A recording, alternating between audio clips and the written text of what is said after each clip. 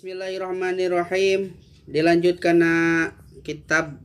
Sulam Topik halaman 5. Wa makna asyhadu anna Muhammadar Rasulullah sareng ari maknana lapad asyhadu anna Muhammadar Rasulullah. Anta lama eta yen kudu ngayakinkeun anjeun wa ta'taqida jeung nekadkeun anjeun wa tusaddiqa jeung ngabenerkeun anjeun wa tu'mina jeung ngimankeun anjeun anna sayyidana kana yen saanyana dunungan urang sadaya wa nabiyana jeung nabi urang sadaya Muhammadin tegasna Kangjeng Nabi Muhammad ibni Abdullah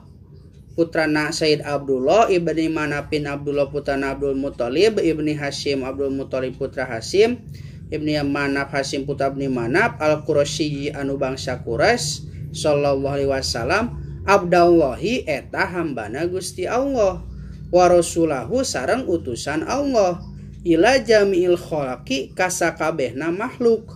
walada wulida dilahirkeun ieu Kangjeng Nabi bimakata di tanah Mekah wa bu Isa sareng diutus ieu Kangjeng Nabi biha di ieu tanah Mekah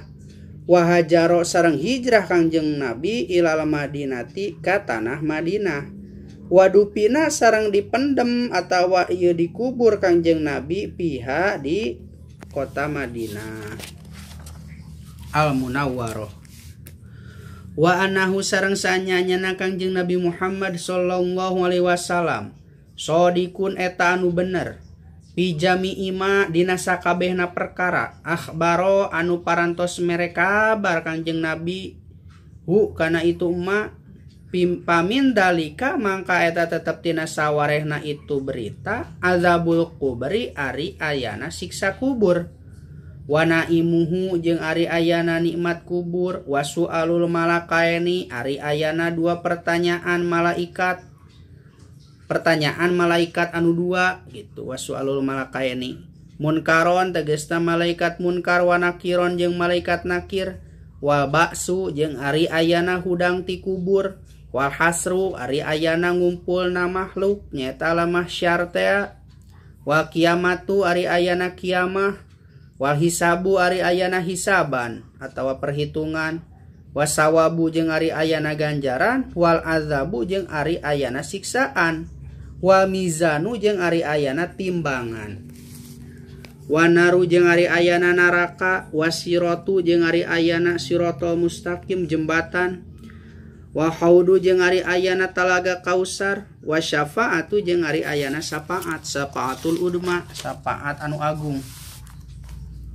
wa jannatu jeung ari ayana surga wa juludu jeung ari ayana langgeng di surga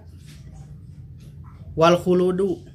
wa ru'yatu jeung ari ayana ningali lillahi ka Gusti Allah taala bari mahaluhur Gusti Allah jadi bisa ningali urang ka Gusti Allah fil jannati di surga watu mina jeung kudu ngimankeun anjeun bi malaikatillahi ka malaikat-malaikatna Allah wa rusulihi jeung ka pirang-pirang utusan Allah rasul Allah wa kutubihi jeung kana pirang-pirang kitabna Allah wa bil qadari jeung kana papasten khairihi tegasna alusna qadar wa syarihi jeung gorengna qadar eta ti Gusti Allah taala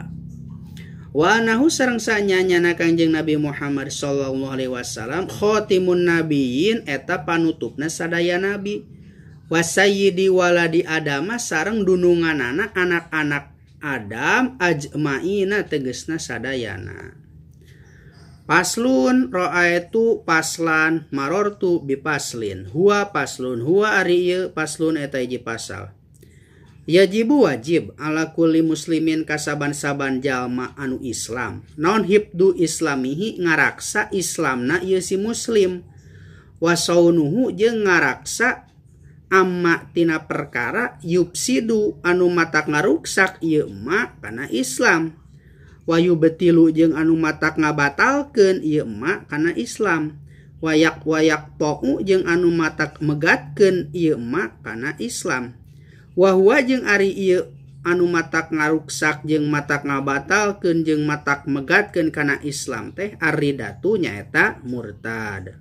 wal iadu jeung ari nyuhunkeun pitulung billahi eta ka Gusti Allah taala bali mahaluhur Allah wa qad kasura jeung teman-teman geus loba pihadza zamani dina ieu zaman naon atasyahulu gagampangan pil kalami dina omongan hatta annahu sehingga sanyanyana itu si jalma yakhruju eta kaluar min ba'dihim tina sawareh itu si jalma non alpadun pirang-pirang lapad tahruju anu matak ngaluarkeun ieu alpad hum ka itu si jalma anil islami tina agama Islam walaya rauna bari henteu boga pikir itu si jalma zalika kana itu omongan dzanban kana dosa padlan sumawona an kaunihi tina buktina itu si jalma kufron eta mata kafir waridatu wallahu alam bissawab.